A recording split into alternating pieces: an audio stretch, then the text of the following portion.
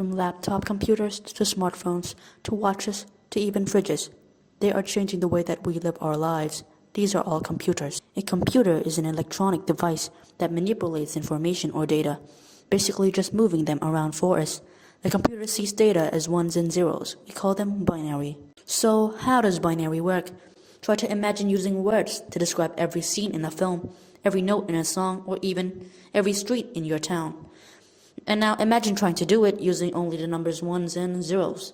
Well, that is exactly what your device is doing. The binary gets read by a processor and gets transmitted to the computer.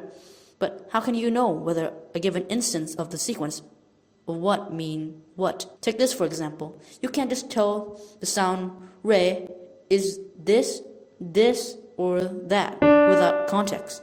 This goes the same for binary. Differentiating binary numbers, code, or text.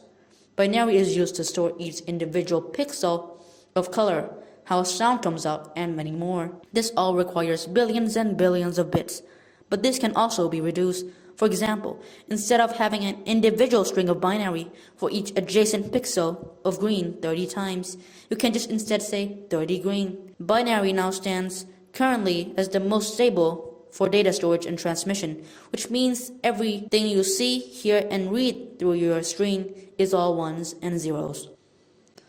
Computers use a combination of hardware and software. Hardware includes any physical part of the computer, and software is any set of instructions that tells the hardware what to do.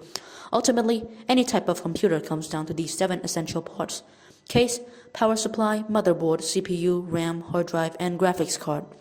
The case is nothing more than a big box that stores everything and provides a nice enclosed system for all the items. The power supply provides all of the other parts with electricity. The motherboard is where the other components plug into and make them able to send data to each other.